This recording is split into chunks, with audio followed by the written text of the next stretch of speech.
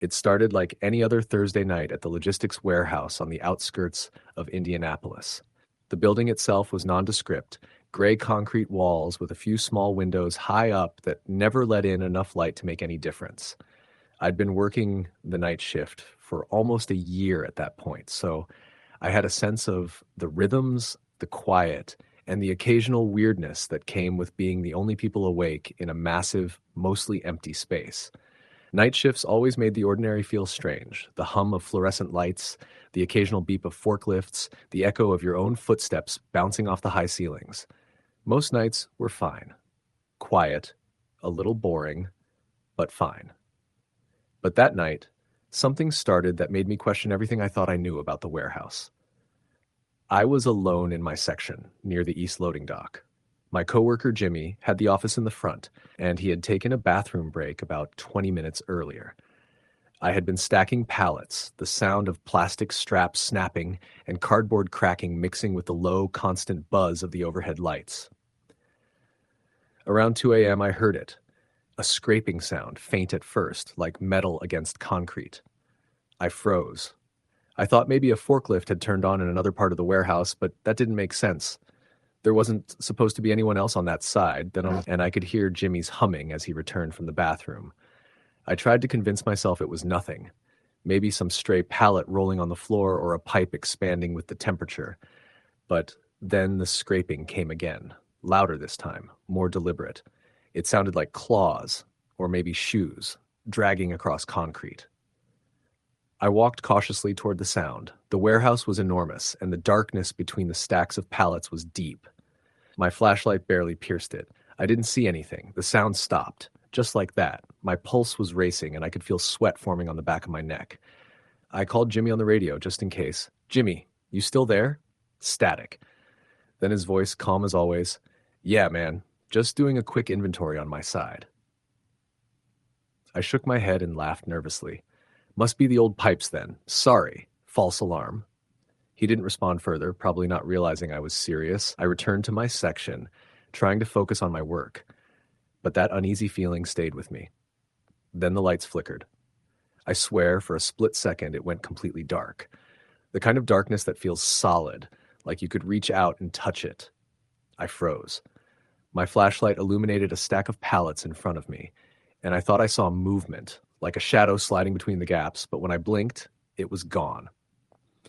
I tried to reason it away, maybe a trick of the light, maybe fatigue, but the hairs on the back of my neck were standing straight up. About 15 minutes later, I heard footsteps again, but this time they weren't at a distance. They were directly behind me. I spun around with my flashlight, and there was nothing. My breathing quickened. I told myself to call Jimmy, but the radio was dead. No static, no voice, completely dead. The warehouse was silent, except for the faint hum of the lights. I started walking toward the office, every step echoing in the cavernous space. The footsteps followed, slow, deliberate, matching my pace, never faster, never slower. I tried running, but the echo of footsteps ran with me. I ran faster. The echo grew louder. I could feel it now, something following, something just out of sight. By the time I reached the office, I slammed the door shut and locked it. Jimmy was sitting there, head on his desk, snoring lightly. Relief flooded me. He was safe. But when I told him about the footsteps, he frowned. "What footsteps? It's just me here." He looked around the empty office, confused. "Did you hear someone else?" I shook my head. "I don't know. I swear I did." He shrugged. "Man, you're tired. It's the night shift. Just sit down, have some coffee. You'll be fine." I tried to calm down, sipped my coffee, but the unease lingered. Around 3 a.m., the security cameras in the office started flickering on and off. Not the monitors, the cameras themselves. I watched the screens as the grainy black and white feeds cut out and returned intermittently. That's when I saw it. A figure, standing among the stacks in the east section, just barely visible. It was tall, impossibly thin, and hunched slightly. It didn't move like a human. Its limbs were awkwardly long, almost puppet-like. The figure didn't seem to have a face, just darkness where a head should be. And it was staring directly at the camera. I rubbed my eyes, thinking I must be seeing things. But when the camera flickered back on, it was closer. Closer to the front of the warehouse, closer to the office. My stomach dropped. I ran to the door to check, but Jimmy blocked me. Don't go out there, man. You're seeing things. You're stressed. I argued, but he ignored me. I went back to the monitors. The figure was gone. Nothing. I tried convincing myself it had been a shadow, but the fear was visceral now, crawling up my spine like ants. Around 4 a.m., the warehouse intercom, which had been dead for months, clicked on. A voice whispered over the speakers. Low, hoarse, distorted, but unmistakably human. Leave. Now. My heart stopped. I looked at Jimmy. He was staring at me wide-eyed, frozen. Did you hear that? I whispered. He nodded, pale. We stayed in the office for the next hour, glued to the monitors. Every so often, I'd catch glimpses of movement among the stacks, just out of the light, just in the periphery. Sometimes it looked like the tall figure, sometimes like shadows stretching unnaturally long across the floor. We didn't speak much. Every noise made us jump. Around 5:30 a.m., I needed to use the restroom. I couldn't hold it any longer. Jimmy reluctantly let me go, and I grabbed a flashlight. Every step echoed louder than it should have. As I rounded a corner, I saw it again, standing at the far end of an aisle, completely still. The flashlight beam hit it, and for a brief moment, I swear it looked at me. Its head tilted unnaturally, almost like it was curious. Then it started moving, slow, deliberate, sliding along the floor like it was floating just above it. I froze, unable to breathe. It moved closer, and I could see the shape of its limbs, unnervingly long, joints bending the wrong way. I stumbled backward, falling against the pallets, that flashlight clattering to the floor. By the time I scrambled back to the office, Jimmy was shaking. I saw it, he said simply. It was outside the office, at the windows. We locked ourselves in, and I called the police. I told them what I saw, but I had no proof, no way to explain it. The dispatcher sounded skeptical, but promised to send a unit. 10 minutes later, there was a knock at the office door. I assumed it was the police. I opened it. Nobody. Just the empty hallway. The warehouse doors were closed. I double-checked. Everything was locked. The monitors flickered, and the figure was gone again. By 6 a.m., the rest of the day shift arrived. They thought we were hysterical. We told them nothing, hoping to brush it off. But the feeling never left. I noticed items slightly moved, boxes stacked differently than I had left them, and the occasional echo of footsteps when the warehouse was supposedly empty. Weeks went by. I tried to shrug it off, rationalize it. Maybe it was sleep deprivation, maybe my mind playing tricks. But one night, the intercom clicked again. The same distorted voice whispered, "Leave now, before it finds you."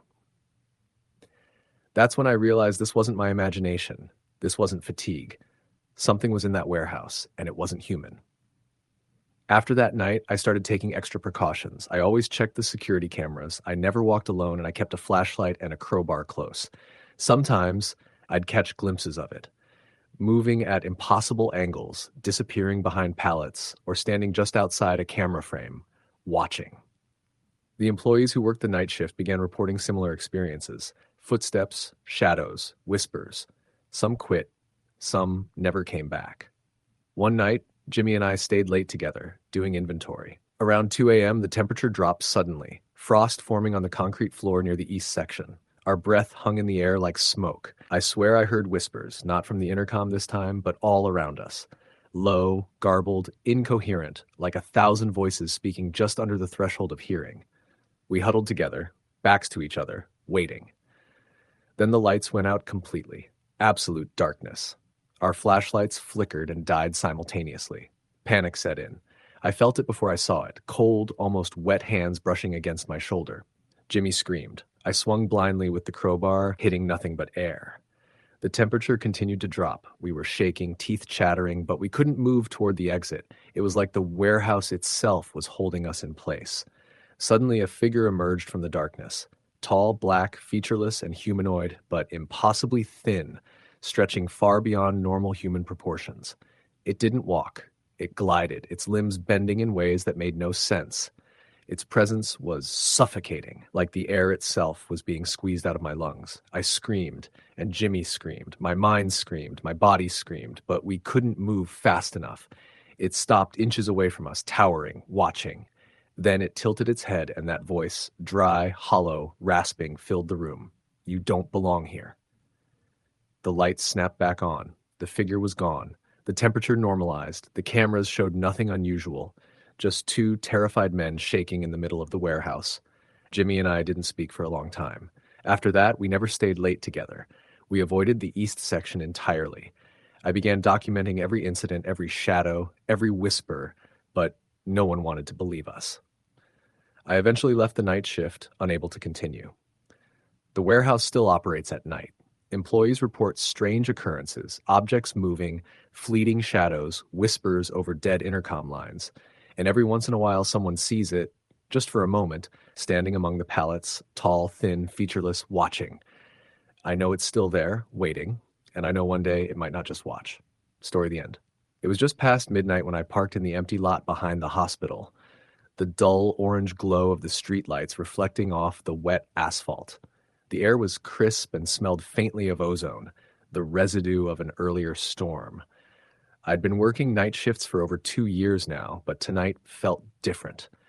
There was an almost palpable weight in the air, a heaviness that settled over the hospital like a thick fog, even though the building itself was perfectly clear in the cold night.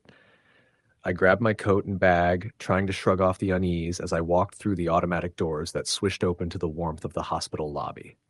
The lobby was eerily quiet. Usually, even at night, there was the distant hum of the cleaning crew or the faint murmur of the ER. But tonight, it was just me and the fluorescent lights buzzing above. I tapped my ID on the scanner at the nurse's station, and the system recognized me with a beep. "Night shift, huh?" called out Mike, a fellow nurse, leaning against the counter with a coffee cup in hand. "Yeah," I said, trying to keep my voice steady. "How's it been tonight?" "Quiet so far. Too quiet," he muttered. I laughed nervously, but he didn't. There was a tension in his posture I couldn't quite place. He sipped his coffee and disappeared down the hall toward the ER. I shrugged and headed to the staff elevators. My first stop was the ICU. A patient had been moved in late yesterday, and the doctor had asked me to keep a close eye on them overnight. The elevator ride was long, the hum of the motor somehow louder than usual, echoing in the tight metal shaft. When the doors opened to the ICU floor, I stepped out into a corridor that seemed unnaturally still. Normally, the ICU was a controlled chaos of monitors, beeping machines, and the occasional rush of nurses and doctors, but tonight it was silent, except for the faint hiss of oxygen tanks. I checked the charts at the nurse's station and then made my way to room 7, where the new patient, an older man named Mr. Patterson, was resting. He had been admitted with severe pneumonia, and while he was stable, he was on high-flow oxygen. As I entered, I noticed the way the shadows fell across his bed, stretching unnaturally long under the dim lighting. I shook off the feeling. Night shifts made you hyper-aware of everything, and sometimes your brain played tricks on you. I adjusted his oxygen and checked the IV line. Everything seemed fine. I scribbled a note in the chart and moved toward the door when I caught a flicker out of the corner of my eye. A shadow, darker than the rest of the room, seemed to pass behind the curtains.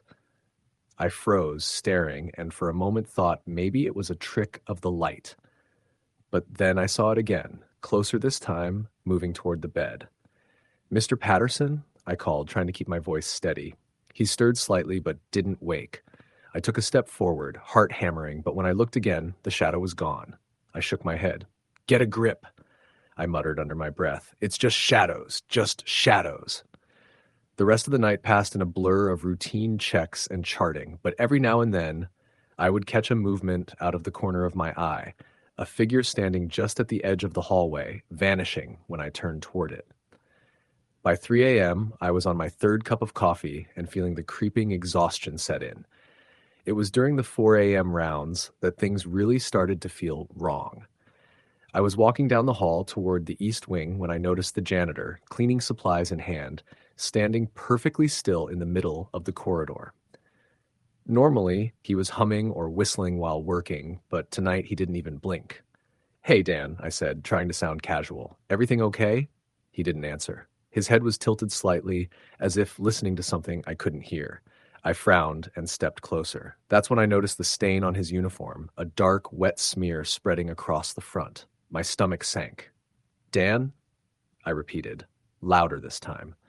Suddenly he turned his head slowly, and I saw his eyes, completely black, with no whites, no iris, just pure void staring at me. I stumbled back, my breath catching in my throat. Before I could react further, he stepped toward me. Slowly, deliberately. I ran. Down the hall, past the elevators, through the staff lounge, my shoes squeaking on the polished floor. I fumbled for my phone to call security, but it wasn't there. I'd left it in the locker. My heart was hammering, my hands trembling. I could hear footsteps behind me, slow, heavy, deliberate. Not running, but keeping pace perfectly with my panic. I slammed open the door to the supply closet and ducked inside, pressing my back against the cold metal shelves. My breaths came in shallow gasps. The footsteps stopped. I held my breath, waiting. Then I heard a whisper, faint but clear, right at the edge of my ear. "Why are you running?" I wanted to scream, but no sound came out. My eyes darted around the darkened closet. Shadows moved along the walls, twisting, stretching. One of them seemed to coil toward me, a dark shape that shouldn't exist. My mind screamed that it wasn't real, that I was exhausted, hallucinating. But the smell hit me then, a wet, metallic scent, like blood mixed with rust, and I knew it was real. The closet door rattled. A cold, icy draft slipped under the edges, and I felt a hand brush against my shoulder. My scream tore out of me then, raw and primal. The shadow recoiled slightly, as if irritated, and the door slammed shut. Silence. I didn't move for what felt like hours, though it could have been seconds. When I finally dared to open the door, the hallway was empty. The janitor was gone, the dark stain gone, the corridor perfectly normal except for the residual chill in the air. My hands were shaking, my coat soaked in sweat. I tried to rationalize. Maybe it was fatigue, maybe it was stress, maybe I'd imagined it. But the unease didn't leave me. I made my rounds slowly, every noise amplified, every flicker of light a potential threat. The shadows seemed to cling to me now, pooling in corners, shifting with an intelligence that made my skin crawl. By 5 a.m., most of the hospital staff had started to trickle in, and the usual noises returned. The chaos of morning rounds, ringing phones, clattering carts. It was almost comforting. Almost. But I couldn't shake the feeling that something had followed me, lingered in the edges of my perception, waiting for the next quiet moment to return. I tried to focus on my duties. I charted vitals, administered medications, assisted with procedures, but the unease never left. Every time I passed the ICU, I felt a presence just behind the curtains, watching, waiting. And when I glanced at the clock, time seemed to stretch. Minutes felt like hours. Around 7 a.m., I finally had a moment to step into the staff lounge. I poured a cup of coffee, my hands still trembling. That's when I noticed the smear on my wrist, dark, wet, sticky. I ripped off my sleeve, staring at it in horror. It wasn't blood. Not exactly. It was thicker, darker, almost like oil mixed with something alive. The feeling of being watched intensified. Every shadow in the room seemed to twitch, as if aware of my gaze. I turned to leave, and the lights flickered. For a heartbeat, the room went completely dark, then the fluorescent hum returned. But in that instant, I saw them, dozens of black shapes, writhing, stretching, pressed against the walls, the ceiling, the floor. They didn't move like humans. They moved like water, slithering, pooling, and yet they were everywhere, watching me. I ran, out of the lounge, down the hall, into the main lobby. The automatic doors swished open, and I stumbled into the parking lot, gasping for air, heart pounding. The night was gone, replaced by the pale blue of early morning. The hospital stood silent behind me, normal in the daylight, almost. I never saw the janitor again, and Mr. Patterson was discharged a week later with no mention of anything unusual. I tried to tell myself it was a hallucination, a trick of exhaustion. But the stains on my uniform, the dark shapes in the corners of my vision, the feeling of cold hands brushing my shoulder, they never truly left me. Even now, months later, when I drive past that hospital at night, I feel the presence again, lingering at the edges of perception, waiting for the lights to dim, waiting for the quiet of the night to return. And I know without a doubt that whatever it was, it isn't gone. The thing about night shifts is that they peel back the veil of reality. Most of the time, it's just exhaustion and silence. But sometimes in the dead hours when the world is asleep, you see things that shouldn't exist, things that wait in the shadows, watching, learning. You can't explain it. You can't fight it. You just survive it until the next shift, until the next night, until the quiet stretches long enough for them to come again. I never slept well after that night. Every shadow in my apartment seemed too thick, too dark, and every time the lights flickered, I imagined those black, writhing shapes pressing against my walls. Friends tell me I'm paranoid. I tell myself it's just stress. But deep down, I know the truth. The shadows are patient. They wait. And they always come back when the night is quiet, when the world is asleep, when you're alone. Even now, I can feel them at the edge of my vision, slipping along the walls, following me as I write this. I know they're waiting for me to be alone again, to step into the quiet, to let down my guard. And when I do, they'll be there. Just like that night, when I ran through the halls of the hospital, screaming, and they whispered, "Why are you running?" Some people think the night is empty, that darkness is nothing, but I know better. The night has eyes, and they never blink. Story the end. It was the middle of November when I started my night shift at the small town hospital. I had taken the position because it paid well and because I liked the quiet. During the day, hospitals were chaotic. Phones ringing, people rushing around, families hovering over patients. Nights were supposed to be slower, calmer, just you, the patients, and the occasional emergency. I thought I was ready. I wasn't. I arrived at 11 p.m., parked in the empty lot, the wind blowing cold against my face. The main entrance doors slid open with that familiar squeak, and I stepped into the dimly lit lobby. The fluorescent lights flickered occasionally, a rhythmic buzz in the otherwise quiet space. The smell of antiseptic was heavy, sharp, clinging to the walls. My first few rounds were uneventful. Most patients were asleep, their monitors blinking in predictable rhythms. I checked vital signs, charted medications, and walked the hallways, noting the silence. By 1 a.m., the calm started to feel unnatural. The normal hospital hum, the ventilators, the distant intercom chatter was gone. Even the beeping from the ICU was faint, almost muted. I rounded room 214, where a woman recovering from a hysterectomy lay asleep. I noticed that her IV line was slightly tangled, a subtle detail, but something felt off. I adjusted it and stepped back into the hall. That's when I noticed movement at the far end, near the supply closets. A shadow, tall and thin, drifting across the floor.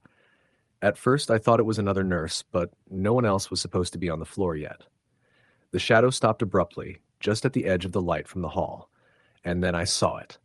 The figure had no face, nothing but smooth skin where eyes, nose, and mouth should have been. I froze, my flashlight shaking in my hand. I whispered, "Hello?" The figure tilted its head unnaturally, and a low, vibrating whisper came from nowhere and everywhere at once. "Why are you here?" I stumbled backward, heart pounding. When I looked again, it was gone. I ran to the nurse's station, my pulse thundering in my ears. The night nurse, a woman named Paula, looked up. "You okay?" I saw something," I said, trying to catch my breath. "A figure, faceless." She frowned. "Daniel, night shifts do strange things to your mind. Go sit down for a minute, get some water." I didn't sit. I stayed at the station, watching the hallways. Every shadow seemed deeper, every corner darker. By 2 a.m., I was on my own rounds again, trying to convince myself I was imagining it. As I passed room 218, I noticed the door was slightly open. A faint light spilled out. Inside, a man recovering from pneumonia was standing in the middle of the room. His eyes were wide, unblinking, and he was staring at the corner. "Do you see it?" he asked in a trembling voice. "See what?" I asked, stepping closer. He pointed. It's watching me. Always there. I can feel it." I followed his gaze but saw nothing. I told him to sit down, reassured him, checked his vitals. Nothing was wrong, but his fear was palpable. It was real. By 3 a.m., the hospital seemed alive in a way I couldn't describe. I walked the hallways, and every few steps I heard the soft drag of movement behind me. No doors opened, no footsteps echoed, just the subtle, deliberate shuffling. I would spin around and nothing would be there. Then the intercom crackled, a distorted, low whisper. "Daniel." My name echoed through the empty halls, and I froze. The sound didn't come from a specific location. It filled the air, vibrating in my chest. I ran to the security office. The cameras were all normal. Hallways empty. The only thing captured was me, running, panicked, flashlight in hand. By 4 a.m., I had learned a pattern. The faceless figure appeared at random intervals, always moving silently, always observing. Sometimes it would vanish when I approached. Other times I would catch fleeting glimpses from the corner of my eye. Shadows would stretch unnaturally, hallways elongating in impossible ways. Objects, gloves, charts, medical supplies would be slightly out of place as if something unseen had moved them. At 5 a.m., a young woman in room 220 began screaming. She was new, recovering from surgery, and she lashed out at me, shouting, "Get it away! It's here! Don't let it touch me!" I tried to calm her, but she was inconsolable. After sedating her, she whispered over and over, "Faceless, always faceless." By 6 a.m., the day staff arrived. I tried to tell them what happened, but they laughed or dismissed it. "Night shift paranoia," they said. "You'll get used to it." I didn't. Weeks passed.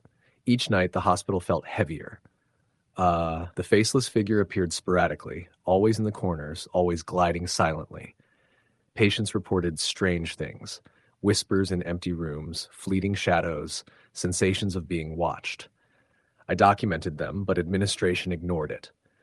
No cameras captured the entity, and no evidence existed beyond my accounts and the terrified statements of patients. One night around 2:30 a.m., I was alone on the floor. Every other staff member had called out sick or was busy elsewhere. I was making my rounds when I passed the supply closet at the end of the hall. The smell of burning hair was overwhelming. I turned the corner, flashlight in hand. The faceless figure stood there, taller than before, its featureless face glowing faintly in the light. It whispered, low and vibrating, "You can't leave." I stumbled back. My flashlight fell, illuminating the hall briefly. When I picked it up, the figure was closer, moving impossibly fast, gliding without a sound. I ran, not toward the station, but toward the stairwell, desperate to get away. By the time day shift arrived, I was sitting on the stairs, shaking, unable to speak. Administration again dismissed my account. They suggested I take leave, maybe even seek counseling. I never returned to night shifts. I quit nursing shortly after. I tried to convince myself it was stress, fatigue, hallucinations induced by too many late nights and too little sleep. But I was wrong. Years later, I still hear it. In the middle of the night, when the house is quiet, I hear soft shuffling outside my bedroom door. I hear whispers. My name. Low, vibrating, impossible to locate. I've moved multiple times, changed jobs, changed cities, but it follows me. Always at the edges of perception, in the shadows where the night thrives. I sleep with lights on. I leave doors open. I talk to myself in the dark to remind myself I'm not alone. It doesn't matter. It waits. Patient, silent, faceless. Always watching, always moving, always whispering.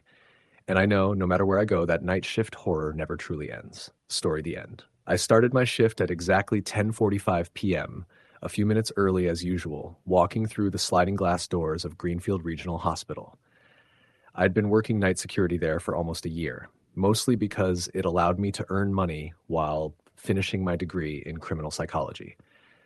Nights were usually uneventful, just the usual maintenance checks, wandering staff, and occasional panicked patient visitors. But that night, I had the sense from the moment I parked my car that it was going to be different.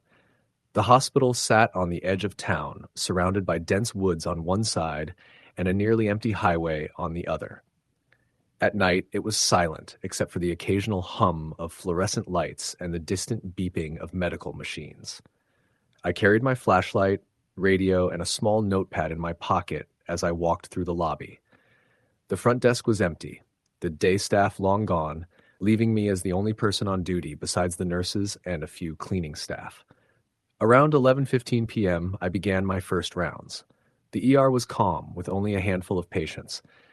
I checked each entrance, confirming that all doors were locked and alarms active. Nothing unusual. By midnight, I was making my way down the west wing toward the older surgical floor, a section of the hospital that hadn't been renovated in decades. The walls were yellowed, and the tiles creaked with every step. It was the kind of place that made your skin crawl even during the day, and at night, it was worse. As I passed room 312, I noticed the door was slightly ajar. I hadn't remembered seeing it that way during my last check. The hallway lights flickered intermittently, casting strange shadows. I hesitated, flashlight sweeping over the darkened room. Inside, the bed was empty, but I thought I saw movement. Just a flicker in the corner, like a shadow ducking behind the curtain. "Hello?" I called out, trying to keep my voice steady. Silence. Only the faint hum of a monitor in the corner answered me. I stepped closer and pushed the curtain aside. The room was empty. I shook my head and made a note to report it later, though a small part of me didn't want to. There was something off about that floor tonight. By 1 a.m., I had made my way to the ICU. The patients were stable, monitors beeping in their rhythmic patterns. As I walked past the rooms, I noticed a reflection in the glass of one of the doors, a figure standing behind me. I spun around, flashlight beam cutting through the darkness. Nothing. I chalked it up to exhaustion and stress. Night shifts did strange things to your mind. An hour later, around 2 a.m., the hospital seemed even quieter, almost too quiet. I made my rounds to the storage area near the old radiology wing. That section had been closed for years, sealed off due to a structural issue, but a maintenance crew occasionally came in to retrieve old equipment. Tonight, the door to the wing was slightly open. I pushed it gently, and a cold breeze hit my face. Inside, the room was filled with old X-ray machines, filing cabinets, and dust-covered wheelchairs. But what caught my attention was a shadow moving across the far wall. It wasn't a person. It was taller, distorted, and moved in a way that didn't seem natural. I froze, flashlight trembling in my hand. "Hello?" I whispered. No response, only the faint sound of something dragging across the floor. I took a cautious step forward, and then it stopped. The room fell into a silence so thick it pressed against my ears. My heart was pounding. I turned to leave, but the door slammed shut behind me. The light from my flashlight flickered violently. I tried the handle. It wouldn't budge. My radio crackled to life, static first, then a faint whisper, "Don't leave." I dropped the radio, fumbling to pick it back up. The whisper came again, louder, "Stay." My flashlight flickered one last time and went out, leaving me in complete darkness. I could hear soft, uneven breathing around me, moving closer and closer. I couldn't tell which direction it was coming from. I banged on the door, screamed, anything to get out. My training was useless against whatever was in that room. After what felt like an eternity, the door suddenly swung open. I stumbled out into the hallway, heart racing, sweat dripping down my face. The hospital lights were back to normal, the night air calm. I didn't stop to look back. I ran to the security office, locked the door behind me, and called my supervisor. He arrived a few minutes later, and I explained everything, showing him the storage area. The door was still slightly ajar, but there was no sign of anything inside. "Old hospital," he said with a tired sigh. "Sometimes these places play tricks on you. Go take a break. You need it." I didn't argue. I sat in the office, trying to calm down. But even as the morning shift began arriving, I could still hear faint whispers in the hallways, and I could feel the lingering presence of something I couldn't see. Years later, I still work night security, but I avoid that wing entirely. And every time I pass the storage door or the old ICU, I can't shake the feeling that someone or something is still there, waiting in the shadows for the next person foolish enough to walk alone at night. Story the end. It was late September in Ohio, the kind of crisp fall night where the air feels heavy but cold at the same time. I had just started my new job at a 24-hour grocery distribution center on the outskirts of Dayton. The building was huge. Endless rows of frozen and dry goods stacked on industrial shelves, massive freezers that hummed like some giant beast, and narrow corridors that twisted and turned like a maze. I was hired for the night shift, mostly to keep the inventory moving while the trucks slept. Most of my coworkers preferred day shifts, so night work was always a little more isolated, and I didn't mind. It came with extra pay, and I was used to solitude. But that first night, I realized how wrong I'd been to think isolation meant safety. The night started normally enough. I was assigned to the frozen food section, checking pallets, scanning boxes, and moving product to the staging area for the morning trucks. Around 11:30 p.m., the night manager, Carla, left for her break, leaving me alone in my section. The building was quiet aside from the hum of the refrigeration units and the occasional beeping of the forklifts moving across the other side of the warehouse. I liked the quiet. It helped me focus. Then I heard it. Faint at first, like someone dragging a box across the concrete floor in the far corner of the frozen section. I paused and listened. Nothing. I shook my head. "Probably just the AC settling," I muttered to myself. I turned back to my work, but a second later the sound came again. This time, closer, like something or someone was moving deliberately along the aisle behind me. I froze. My first instinct was to call out, but my voice caught in my throat. I grabbed my flashlight and swept the beam down aisles. Nothing. Just towering shelves of frozen pizza, vegetables, and packaged meat. The sound had stopped as suddenly as it started. My heart was already pounding, but I tried to rationalize it. No one else is supposed to be here. Maybe a rat or something, I whispered to myself, though I knew it didn't sound convincing. Around midnight, I was checking a pallet of frozen chicken when the temperature in the aisle dropped dramatically. My breath formed clouds in front of me. I frowned. The thermometer on the wall read 2 degrees Fahrenheit, which was normal, but the air felt heavier, almost thick, like it was pressing down on my shoulders. I turned and, for a brief instant, thought I saw a dark figure at the far end of the aisle, just standing there. Tall, motionless, shadowed. I blinked and it was gone. I tried to shake it off and continued working, though I kept glancing over my shoulder. Around 12:30 a.m., I heard whispers. Low, almost indistinguishable, like dozens of voices speaking at once just beyond comprehension. I stopped and strained to listen, but every time I turned, the sound stopped. My flashlight flickered briefly. My chest tightened, and I felt like I was being watched. I called Carla on the radio, but all I got was static. My radio wasn't broken, I'd tested it earlier, but that night, it seemed dead. At 1 a.m., the weirdest thing happened. I was moving a pallet when a stack of boxes fell over in front of me, without anyone touching them. The sound echoed across the frozen section. I stumbled back, heart racing. As I looked at the fallen boxes, I could have sworn I saw footprints leading away from the pile, long and narrow, unlike any boot or shoe I had ever seen. They disappeared into the darkness between the shelves. I decided it was too much. I walked briskly toward the exit, flashlight beam bouncing nervously around the aisles.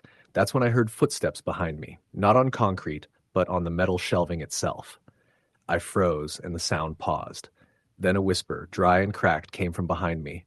"Don't leave. Stay." I spun around, swinging the flashlight. Nothing. But then I noticed something impossible. The shadow of a figure reflected on the shiny side of a freezer door, only it didn't match anything in the room. It moved in jerky, unnatural ways, limbs bending backward. Panic set in. I ran. I didn't even care about the pallets or the boxes anymore. I raced toward the office where Carla was supposed to be. But as I turned the final corner, I froze. There it was. Standing in the aisle, taller than any human should be, impossibly thin, completely black, with limbs that bent the wrong way. Its head was featureless, but somehow I knew it was staring at me. The air around me seemed to thrum, vibrating with tension, and I felt cold sweat pouring down my back. It didn't move like a person. It glided, silent, approaching slowly. My flashlight flickered, and for a moment, I thought it had vanished.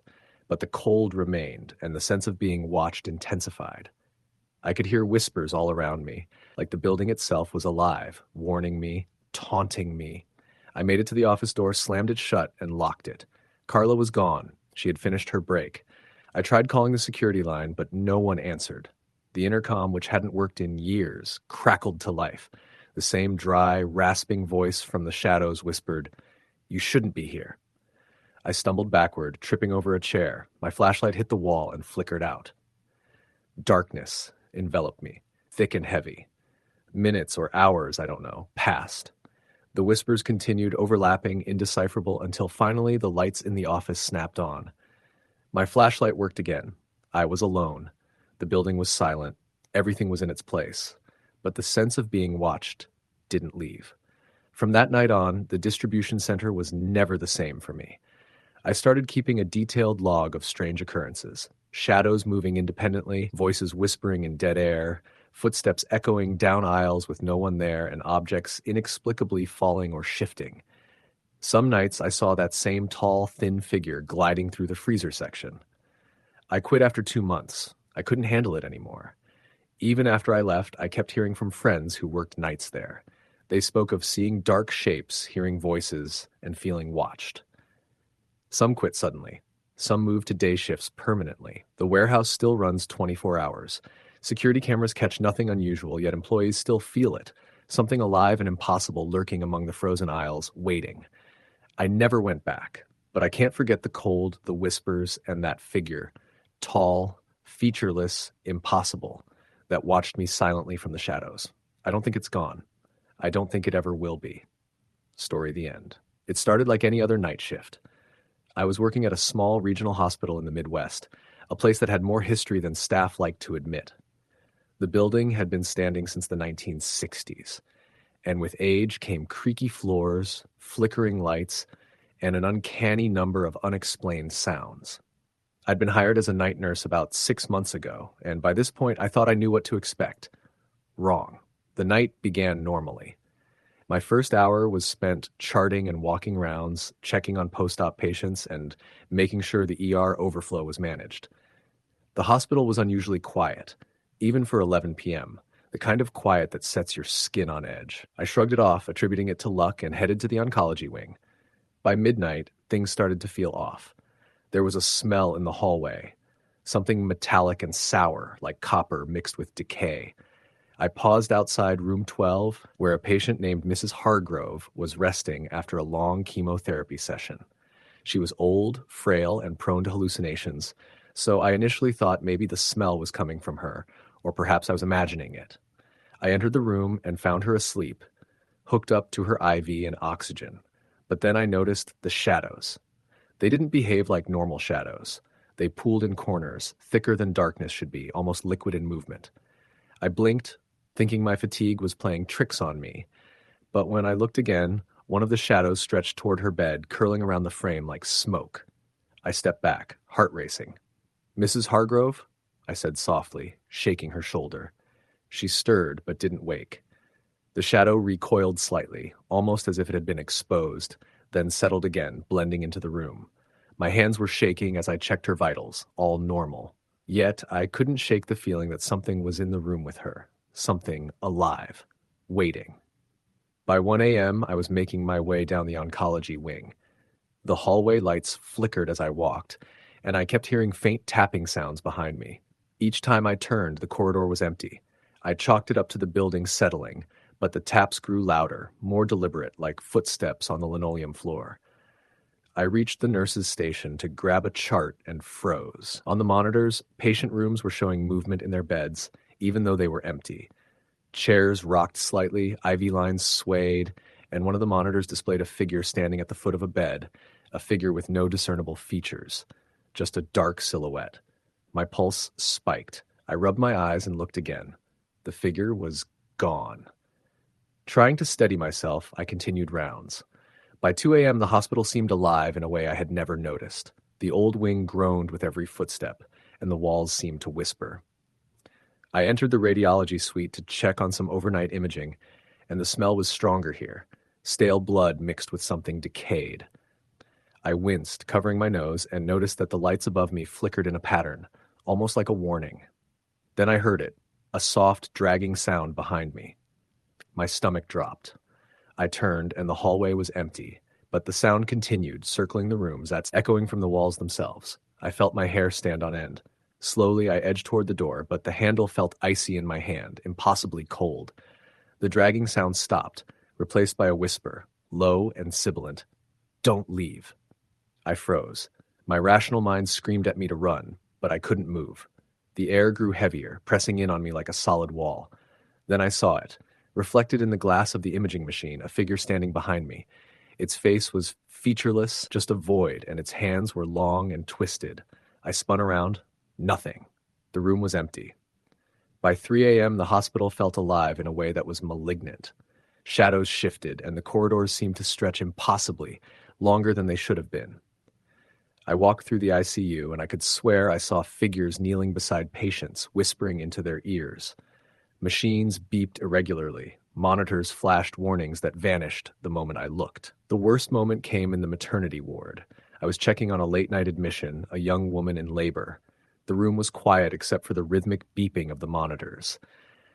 I checked her vitals and turned to grab my notebook, but the room had changed. The walls were darker, the corners bleeding shadows that moved like smoke. And on the bed beside her, a figure crouched, thin, black, unmoving. Its head tilted toward me. I couldn't breathe. "Who's there?" I managed, voice trembling. It didn't answer. The shadows around it thickened, pooling on the floor, climbing the walls, pressing toward me. The smell of copper and decay filled my nostrils. I grabbed the patient's hand instinctively, and the figure disappeared as if it had never been there. But when I looked at the monitor, her vitals were spiking. I stabilized her and left the room, but the feeling of eyes on my back didn't leave me. By 4 a.m., I was exhausted, but I had to finish my rounds.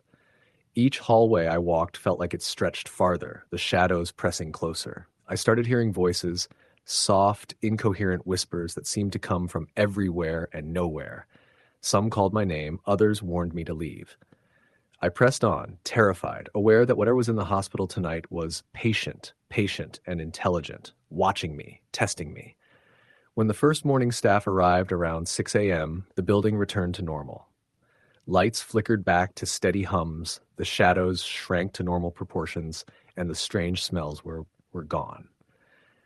I tried to explain what I'd seen to a colleague, but they dismissed it as exhaustion. They didn't know what I had seen in the dark corners, in the empty patient rooms, or in the reflection of the monitors. Months have passed since that night. I still work the night shift, but I avoid the older wing whenever I can. I never stay alone, never let my eyes linger in shadows for too long. And yet, I know the truth. The hospital holds something that shouldn't exist. Something patient. Waiting for quiet nights, for empty halls, for tired nurses to wander too far into the dark. Even now, when I close my eyes, I see those faceless figures kneeling beside beds, lurking in corners, whispering in voices that sound like the wind through broken windows. The night has a weight I cannot shake, and I know, with certainty, that they are still there, waiting for the next shift, for the next moment of silence, for the next soul to wander too far alone. Some people think the night shift is just a job, just long hours and empty halls. They don't know the night has eyes, they don't know the darkness listens, and they certainly don't know what waits in the shadows when you think you're alone. Story the end. It was another typical night shift at the hospital in rural Pennsylvania. I had worked the night rotation for over a year, so I knew the routine: quiet halls, the occasional urgent call, and long stretches of eerie silence. That night started off normal. My first few hours were spent checking on patients, administering medications, and charting vitals. But something about the East Wing felt off from the beginning, like the building itself was holding its breath. Around midnight, I walked past room 22, which had been empty for months. The door was cracked slightly, just enough to catch the dim light from the hallway. I paused, thinking maybe someone had left it open, but the air that slipped out felt cold, too cold for a summer night, and it carried a metallic smell. I shook my head and continued down the corridor, chalking it up to fatigue. By 1 a.m., the quiet had grown oppressive. The hum of the fluorescent lights sounded louder than usual, and shadows pooled unnaturally at the baseboards. I was checking on Mr. Caldwell, a patient recovering from heart surgery, when I first noticed it, a subtle movement in the corner of the room, a shadow that didn't belong. It slithered along the wall, dark and amorphous, and for a moment I thought it was a trick of the light. But then it seemed to rise slightly, as if stretching toward the bed. "Everything okay?" I asked, voice barely above a whisper. Mr. Caldwell shifted but didn't respond. I shook my head, trying to steady my nerves. The shadow dissolved into the corner as I stepped closer, but the sense of being watched didn't leave me. I finished my rounds and headed to the nurse's station for a cup of coffee. That's when I noticed the janitor, sweeping the floor in the middle of the hallway, standing perfectly still. His head was tilted unnaturally, and when I called his name, he didn't move, not a muscle. Then I noticed the dark stains on his uniform, spreading like ink. My heart started hammering. "Dan?" I called again, louder this time. Slowly his head turned toward me, and I saw his eyes. Pitch black, voids with no whites, no iris, just empty darkness. A cold dread froze me in place. He started moving toward me, not walking but gliding, his feet barely touching the floor. I bolted. My shoes squeaked against the linoleum as I ran down the hallways, past the elevators, and through the supply closet. I slammed the door behind me, pressing my back against the shelves, gasping for breath. The dragging sound of footsteps stopped outside, but a whisper came through the cracks. "Why are you running?" I stayed in that closet for what felt like hours. When I finally opened the door, the hallway was empty. The janitor, the stains, the shadows, they were gone. Everything seemed normal again, except the chill that lingered and the pounding in my chest. The rest of the night passed in a blur of routine checks and uneasy glances at corners that seemed darker than they should be. Every time I passed the ICU, I felt eyes on me, and the shadows seemed to pool closer, waiting. By morning, the hospital had returned to normal. Staff arrived, machines beeped normally, and the strange smells and sights had vanished. But I knew what I had seen. I knew what had been there. Even now, months later, I still feel it in the corners of my vision, the way shadows cling a little too long, the fleeting sense of being watched. The night shift has a way of peeling back reality, showing you things that shouldn't exist. And I know beyond any doubt that those things are still there, lurking in the quiet, waiting for the next night, the next shift, the next unsuspecting soul. Story, the end. It was January when I took the job at the truck stop just off I-70 in western Kansas. I was broke, living out of a rented room in town, and the manager said the overnight cashier position paid a little extra.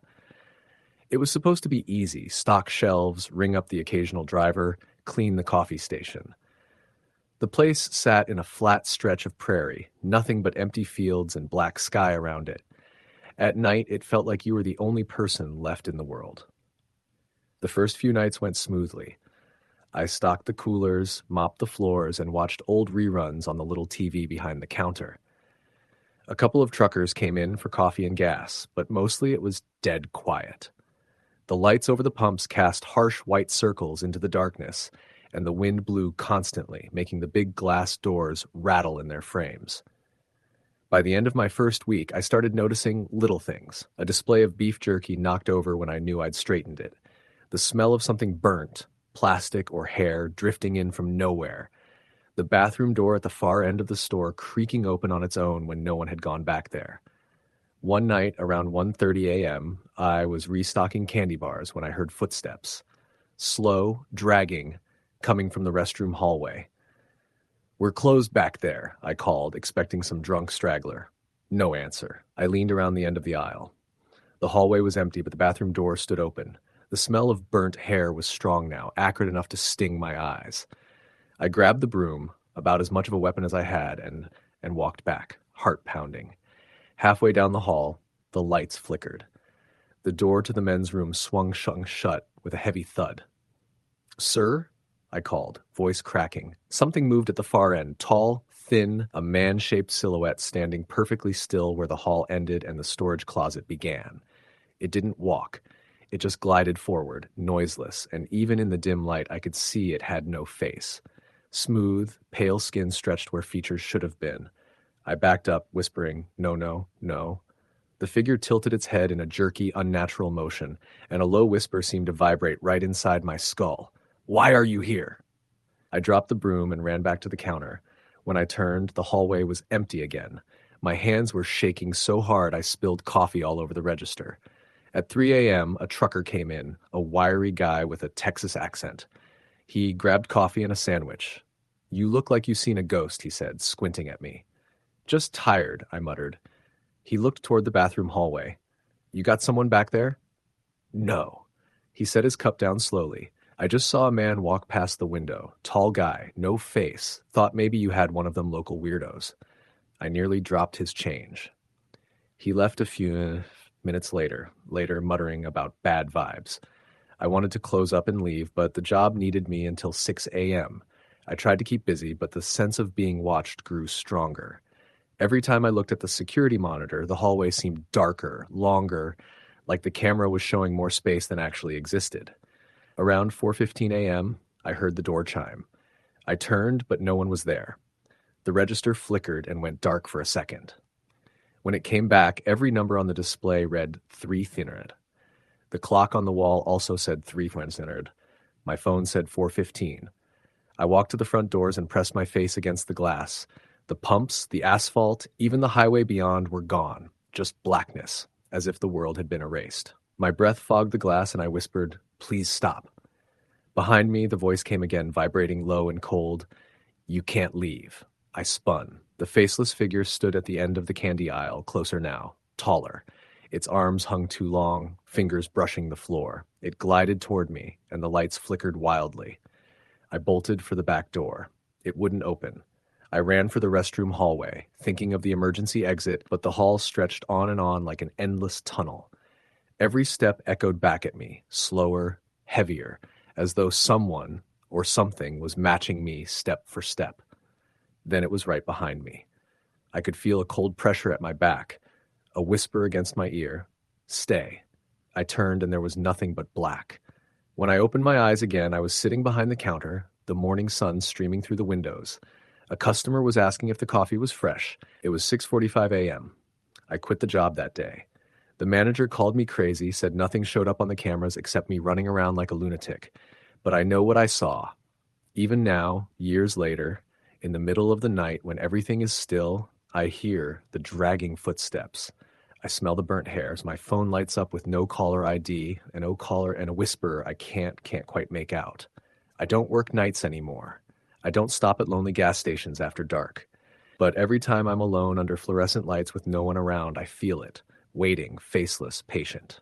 Story the end. It was nearly midnight when I pulled into the lot of the gas station on the outskirts of a small town in northern Pennsylvania. I'd only been working the night shift there for about 3 weeks.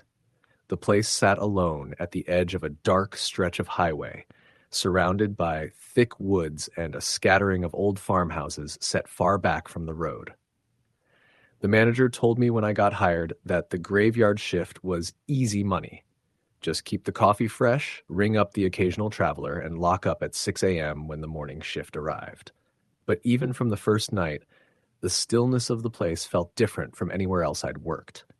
It wasn't the normal quiet of a sleepy town. It was a heavy, unnatural kind of silence, like something was holding its breath. The building was small. One set of double glass doors, 4 aisles of snacks, a cooler wall for drinks, and a small counter near the back.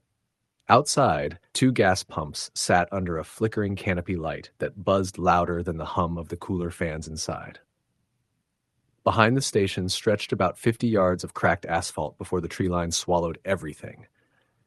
In the dark, those trees always looked closer than they were, like they were creeping in. That night, I was alone as usual. It was late September, crisp enough to make my breath visible when I stepped outside to smoke. No customers for the past hour. The highway was practically deserted. I was restocking the candy shelves when I heard the faint chime of the front door. I straightened up, expecting to see some trucker or college kid, but the door was swinging shut and no one was there. I stepped around the counter and looked outside. The lot was empty. Not a car at the pumps. Nothing but the glow of the canopy light flickering and a stretch of blacktop beyond. I stood there for a second, waiting to see if someone was messing with me, but the night was still. The woods beyond the asphalt were completely dark. No light from houses or passing cars. I told myself it was the wind. Sometimes the door didn't latch right, and the pressure change from the cooler turning on would pull it open just enough to trip the sensor. I locked it from the inside and went back to stocking. But my nerves were on edge now. The building felt too quiet, and every squeak from the coolers or creak from the old floor tiles sounded amplified. At around 1:15 a.m., I was behind the counter scrolling on my phone when the lights above aisle 3 flickered off, then back on. Then they flickered again. This time they stayed off for a full 3 seconds before buzzing back to life. I glanced up at the security camera monitor mounted on the wall. We had 4 feeds, one for each corner of the store. On the screen for aisle 3, I thought I saw a figure standing at the far end near the drink coolers. It was so quick I almost missed it. When I looked again, the aisle was empty. I left the counter and walked slowly down the aisle. Nothing. No one. Just rows of chips and candy. But when I reached the end, by the coolers, I noticed the door to the storage room was open a crack. I was sure I'd shut it after bringing out the last box of soda. I pushed it open and flicked on the light. The storage room was a cramped little space lined with metal shelves of paper towels, toilet paper, and cleaning supplies. The smell of detergent and cardboard was strong. No one there. The back door, the emergency exit, was locked from the inside. I shut the door again and made my way back to the counter. This time I took out the small baseball bat we kept under the register. The manager had joked it was in case of raccoons, but right then it felt good just to hold on to something solid. At 2:05 a.m., a car finally pulled in. It was an old blue sedan with one headlight out. The driver parked by the pump, but didn't get out. I could barely make out a shape in the driver's seat. I waited for them to come inside or start pumping gas. Nothing. The car just idled there. I stepped outside, bat still in hand but held low so it wouldn't look threatening. The cold air hit me like a slap. The car engine was running, but the driver's seat was empty. I walked around it, peered inside. No one. The keys were in the ignition, the headlights still on, but the interior was empty. I backed away and hurried back inside, locking the door behind me. When I glanced at the car again, it was gone. Not like it drove off. I mean, 1 second it was there, and when I blinked, it wasn't. Just an empty lot under that flickering canopy light. My hands were shaking as I picked up the phone to call the manager. The line rang and rang, but went to voicemail. I left a message saying something weird was going on and hung up. At 2:40 a.m., the power cut out completely. The hum of the coolers died, the lights went black, and the only illumination came from the glow of the canopy outside, which somehow stayed on. My heart was pounding. I grabbed my flashlight from under the counter and swept it across the store. That's when I heard it, the sound of footsteps moving down one of the aisles. Slow, deliberate steps like someone walking in heavy boots.